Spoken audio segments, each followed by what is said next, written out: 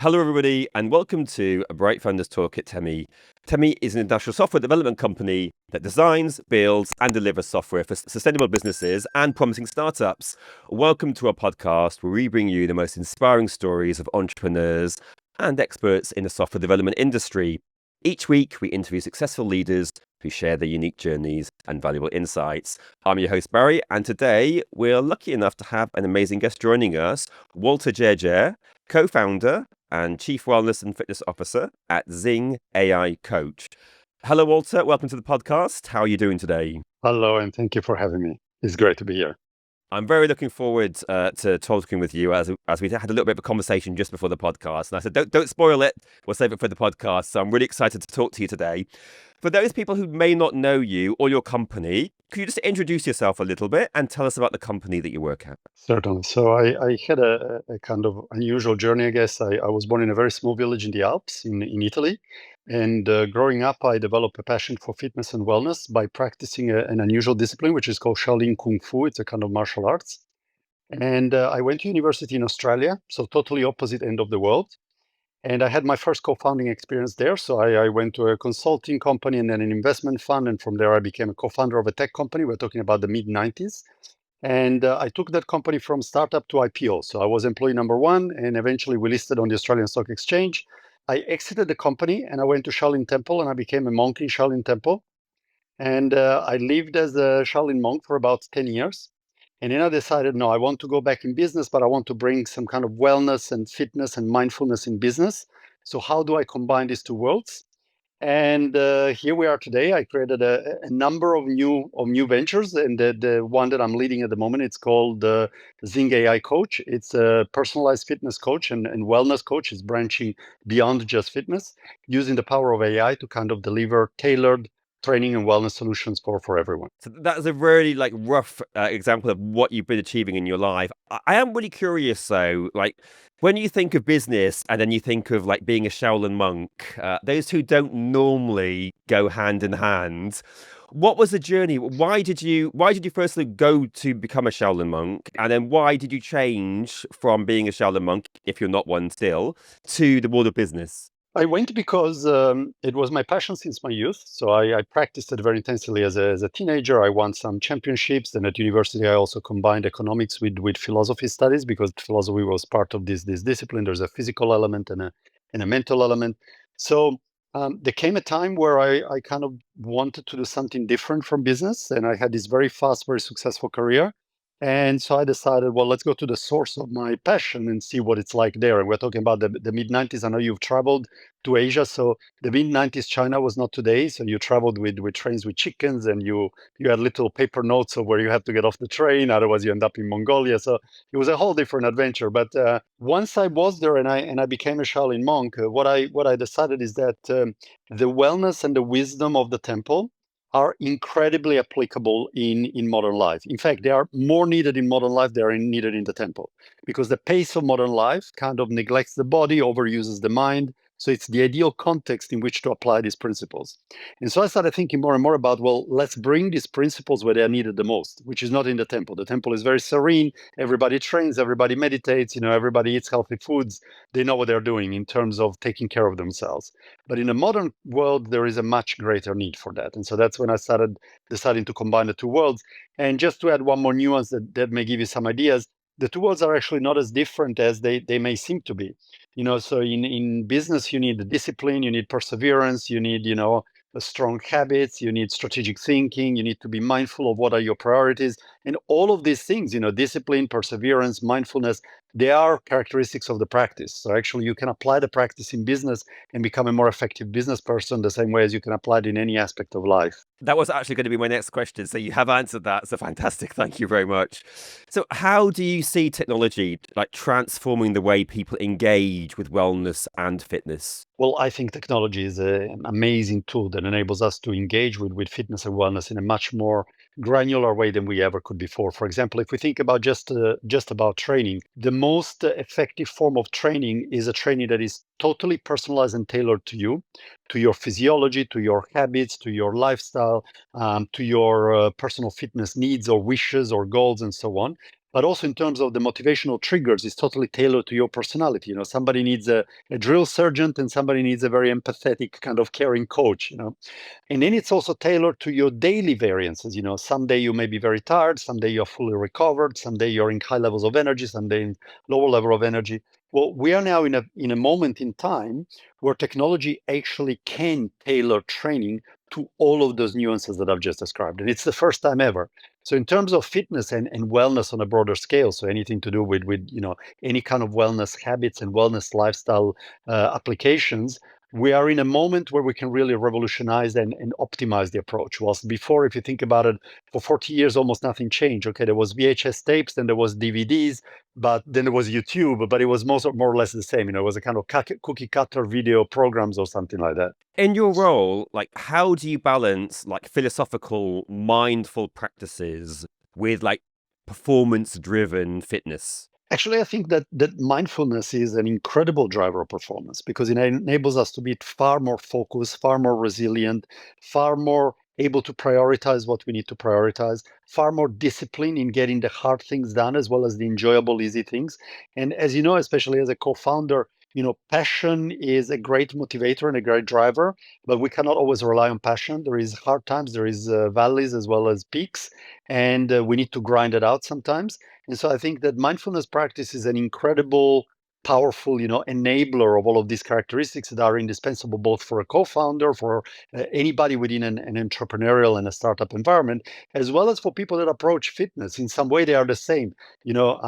People who train, they are often at the beginning called chronic beginners. I hate this term, but it's an industry term.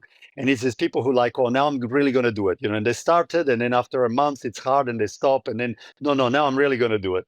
So to overcome the chronic beginner phase, there is nothing more empowering than to be mindful about what you need to do and how to do it. I have to confess, I am actually a chronic beginner. I was just going to ask you a question about that, but then you said that, and I was like, that's exactly who I am. So for me, I'm quite stressed, I'm quite busy, I've got lots of things doing. I know that I need to have some exercise in my life. I know it. How do you convince someone like me, who may be a chronic beginner, in having another jump at it, having a second chance and doing something like this? So there are many levers that we can apply, but if we have to suggest one for you and also for the listeners, I would say that the most effective one for the majority is to start small. So to make a habit that is revolutionary, from tomorrow I'm going to exercise 2 hours a day, it's virtually impossible for anyone. But if you say from tomorrow I'm going to exercise 10 minutes a day, now that's much more approachable and much more integrated into your lifestyle. And once the 10 minutes become a habit, it's very easy to then scale it up to 15 minutes, 20 minutes. Today I do cardio, tomorrow I do strength, tomorrow I stretch, and so on and so forth. So start small. If you want to make it super nuanced and then start really small, I always joke about this, but actually it's incredibly effective. And there are studies recently done on what are called micro workouts. So imagine your day. I imagine you probably sit at a computer from 9 in the morning till 6 in the evening, more or less. That's the average of people. Well, on the last minute of every hour, so let's say 8:59, 9:59, 10:59, get up off the chair and do 1 minute of squats or 1 minute of push-ups. Okay, you'll grind out at least 20. That's not a very challenging task in a minute. Okay, so if you are working for 10 hours a day, that's 200 squats or 200 push-ups. That's a decent workout. Okay, but it's almost invisible in terms of the heaviness of implementing it into your day. It's a 60 seconds every hour. So this is like the extreme example of starting small and then building a habit gradually. Okay, the next question. So I'm 46, so I'm relatively old. Some people say old, some people would say not old. Is there a stage where you think, oh, maybe I'm too old to start this, or can anyone of any age start this? Absolutely. I mean, whether we look at the ancient Shaolin wisdom, and there are, 1,000-year-old texts about physical training and mental training, or whether we look at the latest exercise physiology research, all of them tell us that when we look at exercise as medicine, so exercise as a remedy for all of the inevitable, pitfalls of aging, it's never too late to start. Of course, the younger you start, the more you build a buffer that will be very useful as we get older, but it's never too late to start. And there are studies of 70 and even 80-year-old sedentary people who suddenly implement a plan of, very moderate cardiovascular or strength training appropriate for their age. And within 1 year, they have extraordinary benefits. They reversed heart aging by 20 years. They reversed sarcopenia, muscular loss or bone density loss, osteoporosis by 10, 15 years. So it's never too late to start. Are there any other common misconceptions people have about wellness, especially wellness that comes from meeting like spiritual or modern spiritual perspective? So I would like to distinguish two aspects there because your question is actually, was very concise, but it's very nuanced. If we talk about wellness more in terms of the physical wellness, so the training and eating well and so on, I think that one of the greatest issues that we have today is that we are often lied to. So much of the fitness industry markets itself by promising things that are unattainable. Whether it's because the person that's promising them you is, for example, using PEDs, using performance enhancing drugs or other pharmaceuticals, or they are doing totally different from what they're telling you. So they say, I don't know, do my 30-day yoga and you will look like me, but I actually been weightlifting for 10 years. So there is a lot of misinformation and a lot of false promises, which will disappoint people because they will, of course, not reach those results. And then they think, maybe there is something wrong with me, or maybe I'm not doing it right. I'm trying as hard as I can. And so they feel demotivated and so on and so forth. So I think that one aspect is on the physical side is that we need to promise things that are attainable, and then we need to guide people in a personalized way. And that's why the product that I created is very much about hyper personalizing your journey, because everybody's journeys are unique and everybody's needs are unique. If we expand it to wellness, and you mentioned a key word, spiritual, and this is a very delicate word. I think that there is a component of the human being, that goes beyond the mental, the emotional, whether you want to call it the soul, if you're a religious person, whether you want to call it the emotional sphere, if you're a more, psychology and scientific oriented. But we all know that there is something beyond just the physical and the mind intended as a kind of computer. And that element of ourselves, it's fundamental for our well-being. You know, our emotional and let's call it spiritual well-being is fundamental for our overall health. We even know that it impacts our physiological health. But today, that is a very neglected aspect of well-being. And by the way, I'm putting some thought into my next project, which will go and touch that topic, because I think it's a topic that today is not addressed in any meaningful way. Then let's move on to that topic. Tell us a little bit more about it. So I don't want to reveal too much about what I'm thinking. There is a project that I'm in, let's say, some kind of early stage of brainstorming. But I think that basically, once upon a time we had religions answering these questions, and we may think religions are good or not. That's a different topic. But nonetheless, it was an answer to our spiritual questions. Who are we? Who am I? Where am I going? What's life? What's death? What's the meaning of all this? And so on. We've kind of removed religion from most of people's daily lives, but we haven't really replaced it with anything that answers those questions. Plus, we removed ourselves from what defines our humanity. And I'm talking about simple things like human interaction. Most of us working remote, or at least we work in some kind of detached way. Most of us have very little contact with nature. We don't go walk in a forest or even, have our bare feet on the grass or whatever else it might be. And so we've kind of removed all of these human elements from ourselves. And who knows, maybe one day we'll be able to live in a kind of bubble like the Matrix. But I'd like to think that a little bit like the movie The Matrix, that humans have instinctively this human nature, this human spirit that rebels being removed from itself. So we need the nature, we need the human contact, we need all of these things. And so we need to find a way to answer these questions and to find a way to reconnect, first of all, to ourselves and then to the world, the universe, the community, and everything else. So it's excited to hear that, and we look forward to hearing more from you with that soon. So for yourself, like, how do you measure success? Especially when you're talking about this product, like most people may be like just profit orientated and that's what drives them. Do you have a similar mindset or is yours a bit different? So economics are, of course, fundamental. No business will survive in poor economics, and also they are a resource that's needed to fuel the machine, let's say. But my personal metric is always impact. And to the point that my number one metric of success is I personally go onto, for example, our Facebook group or our Instagram page and so on every morning, and I read what people write, what users write. And when I read a story like, I don't know, I lost 60 kilos and my doctor told me that you are so much healthier now and I can play now with my kids more readily, or, I had a kidney transplant and I thought I would never be active again, but thanks to my tailored program, now I am active again and I feel great and so on. I mean, this for me is the measure of success. And so I want to build products that solve problems that people love, that people engage with, and that people really get a true benefit in their well-being journey from.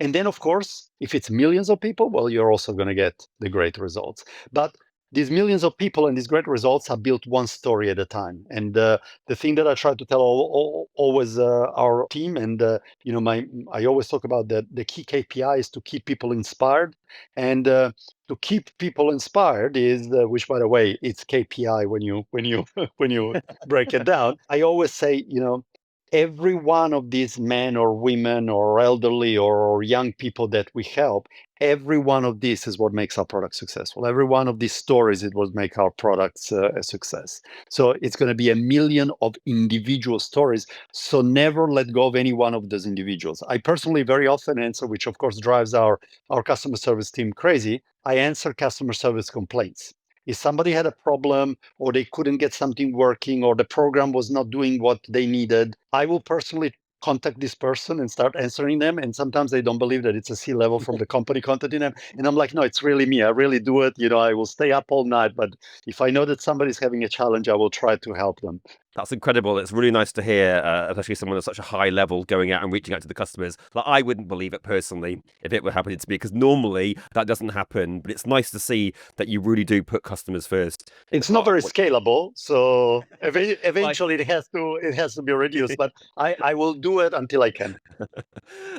You're a very pragmatic man. I understand the limitations.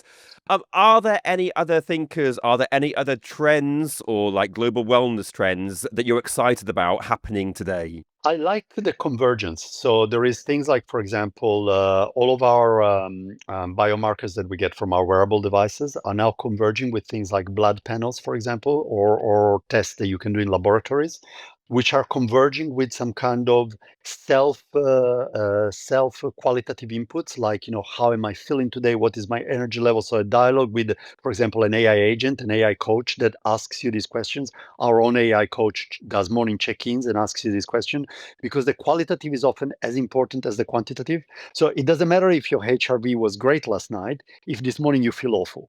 If I call you and you say, how you feel this morning, Barry? And you say, I'm exhausted. My level of energy is through the floor. It doesn't matter that your HRV was 90 last night. So I think that the convergence of all these data points to really create an incredibly detailed and nuanced picture of the person, and then be able to really tailor the wellness solution to that person, I think this is incredibly exciting. And it's the first time in history that this is possible. How do you think like ancient traditions, like Shaolin philosophy, for example, and modern science, like should be integrated for future well-being solutions? Actually, it's always amazing to me how modern science rediscovers what ancient traditions already knew, but they knew about it from an empirical kind of qualitative way, and now we know it from a scientific quantitative way. But the answers are always the same. Like, for example, let's go on a basic training example. We now know that the most effective way to train in terms of longevity and overall well-being and health is a kind of holistic approach to training. We use various terms like functional training and so on, or hybrid training, meaning you're doing some cardio, you're doing some strength, and you're doing some mobility and flexibility. And the balance of these three elements make you the strongest, fittest, most healthy, resilient person you can be. If you optimize just one at the expense of the other two, so for example, if you're a tremendously strong, huge bodybuilder, but you're neglecting cardio and mobility, you're not going to be as optimized in terms of overall health and well-being as with this balance. Well, there are 1,500-year-old texts in Shaolin that talk about this exact same thing in these wonderful ancient metaphorical ways. You have to balance the tiger with the mindful monk, balance the warrior with the monk, do warrior training, do monk training, but when you go and read the nuances of all of these explanations, it's exactly the same. So I love how ancient wisdom and modern science are kind of finding a common language. And I think they have a lot to learn from each other. So ancient wisdom is augmented by all these modern data points, and modern science can be augmented, and is part of these next projects that we were also talking about, by modern wisdom in terms of mindfulness, of taking care of the spirituality of the human being, our connection to nature, to others, and so on. Do you find that some users, or maybe like some community users out there, they're kind of like exhausted or fatigued by like wellness apps? They want to be well, but because they've tried so many that they're kind of skeptical about trying a new one, like maybe yours, for example. Maybe they think, oh, actually, I'm interested in this, but these 6 or 7 or 10 others that I've tried haven't worked out for me. What would you say to those people? How would you earn their trust? Actually, I agree with them. As we mentioned earlier, a lot make incredibly false promises based on false images and so on and so forth. So they've disappointed them. And, once you've been burned, several times, it's going to be highly likely that you will not want to give your time and energy and money again to another product. Also, another issue is that there is a kind of, let's call it overload of information. Many of the products, they give you lots of information, lots of options, lots of data, and you feel a bit lost amongst all this sea of information and data. That's why I thought the product that can work is one where there is a coach. In this case, it's an AI coach, of course, to make it affordable and granular to every user that can really tailor what you need and then tell you what you need. And if you then want to deep dive into what's under the hood and you want to make modifications, okay, you're free to do that. So, for example, if I tell you, based on your parameters and based on your goals, today you should do this training. But for whatever reason, you decided, no, today I want to do something completely different. Last night I saw that my favorite Hollywood star is, I don't know, doing bicep curls for 20 sets. So I want to do bicep curls for 20 sets. Well, the system will allow you to customize your workout and you will do your 20 sets of bicep curls. But ideally, you should trust what your AI coach is telling you because it takes the guesswork and the kind of, making wrong choices and so on out of it. It's tailoring exactly what you need. Just trust the science, trust the coach, just follow what he's telling you, and you'll get to your results with no lies, which means that sometimes they may be a bit slower than you dream, but eventually they will be there. If you could like remove like one major barrier in the world for people to live healthier, more mindful lives, what would it be? I would say that people have to eliminate the excuse of having no time. As we said earlier about the training, 10 minutes a day, 15 minutes a day, it's enough to get meaningful results, especially if prior to that you were doing 0 minutes a day. 15 minutes is already incredibly powerful if done with consistency. To cook something healthy or to eat something healthy takes exactly the same amount of time as to cook or eat something unhealthy. To order the healthy or unhealthy dish at the restaurant or at the cafe, or to cook the healthy or unhealthy dish takes the same amount of time. To prioritize sleep over some other activities, it doesn't eat any more time in your day, it doesn't eat any more energy. In fact, it will restore more energy, so you will feel more energized, not less. So I think that this excuse of I have no time, I have no energy, I have no resources, it's the one thing that people need to remove. Remove the excuses. Uh-oh, Walter, I think you've just described me with every single one of your comments then. I think I'm gonna need some deep reflection after this podcast to look at some life and some changes. But I am convinced I will try the 1 minute every hour. And I will also try the turning off the phone at night before I go to bed rather than sitting there scrolling through. So there's two things. You've already changed one person's life with this podcast. I'm sure there are many others who will be equally influenced by your very wise words. Just a little bit of a question, if I can. Like, what advice would you give to people who want to build companies that want to help other people flourish? Like, not just in terms of productivity, but in terms of well-being and spirituality. So one I mentioned, which is this KPI, keep people inspired. So keep your team inspired, keep the people that will work on this project motivated and engaged and feeling that they're part of a bigger mission and a bigger journey than just whatever their daily task may be. The second one is you need to have discipline and perseverance. There's going to be difficult times. A startup journey and an entrepreneurial journey is always filled with challenges, with pitfalls, with seemingly insurmountable barriers. So you're going to need the resilience, and resilience starts with taking care of ourselves. So this idea of, I'm a startup founder, therefore I'm going to work and my team is going to work, 18 hours a day and we're going to run ourselves into the ground is not sustainable. And it also means that once you will get to those insurmountable challenges, you will have no energy, no resilience to be able to overcome them. So always take care of yourself first. You are your number one resource.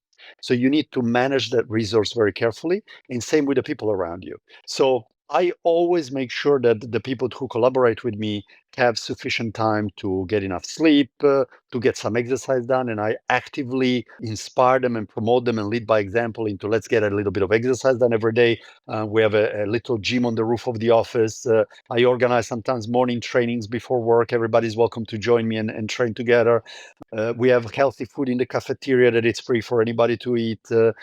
We give allowances for people to go to the gym or eat some healthy food and so on and so forth. So promote this idea of optimize yourself. So then you're going to be the most engaged, resilient, energetic person to contribute to this project. And that's what we need. We need you at your best.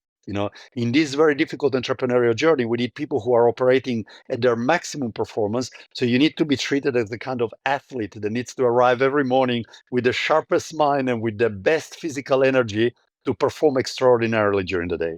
And just before we finish, people may be curious why you have two names in the bottom left-hand corner.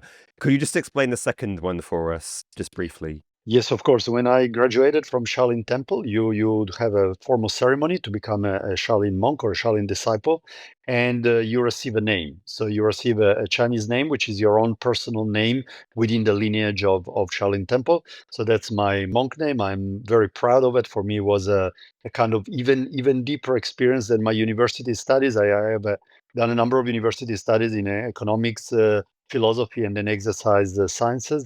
But the one I would say that I'm most proud of is, of course, my journey in Shaolin Temple, because it has a deep emotional and personal meaning to me. So I proudly use both names whenever I can. Walter, thank you so much for talking with us today. Just before we finish, though, if people are interested, and I'm sure there are loads of people who are interested in what you're saying, where do they reach out to you? Where do they reach out to your product? Where do they need to go? Well, Zing Coach, you find it on the usual places, Android and iOS app stores. In terms of reaching out to myself, I will be very happy to hear from any of the listeners. You find me on all the common social media, Instagram, Facebook, LinkedIn, and so on and so forth. Lovely. You can use my birth name or my monk name. Thank you so much for taking time to speak with us today. I've really appreciated it. It was my pleasure. Thank you all for listening. That was Walter Gjergja, Shi Xing Mi, co-founder and Chief Wellness and Fitness Officer at Zing Coach.